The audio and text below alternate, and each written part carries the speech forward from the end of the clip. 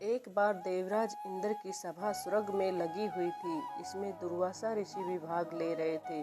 जिस समय सभा में विचार विमर्श चल रहा था, उसी समय सभा के मध्य ही पुंजकस्थली नामक इंद्रलोक की अप्सरा बार बार इधर से उधर आ जा रही थी।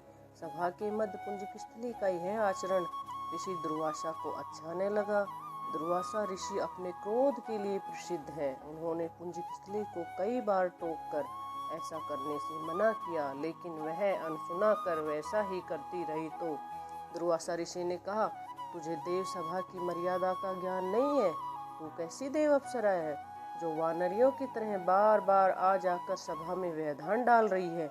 जा, अपनी इस आदत के कारण तू वानरी हो जा। दुर्वासा ऋषि का शाप सुनकर पुंजकस्थली सन्न रह गई।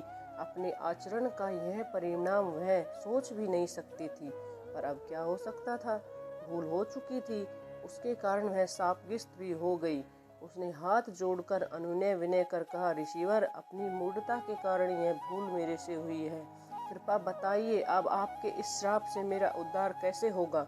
अप्सरा की विनती सुनकर ऋषि दुर्वासा पसीजे बोले, अपनी इस चंचलता के कारण अगले जन्म में तू वानर जाति के राजा विरज की कन्या के रूप में जन्म लेगी।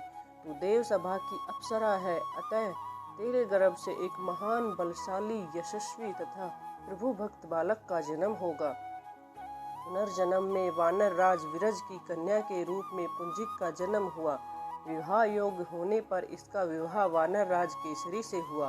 अंजना केसरी के साथ सुखपूर्वक प्रभास तीर्थ में रहने लगी। समय आने पर अंजना के गर्भ से एक बालक का जन्म हुआ। उसमें अपने बाल्यकाल से ही ऋषियों द्वारा दिए गए आशीर्वाद का तेज झलकने लगा। केसरी नंदन यह बालक आगे चलकर हनुमान नाम से प्रसिद्ध हुआ। जय सिया राम।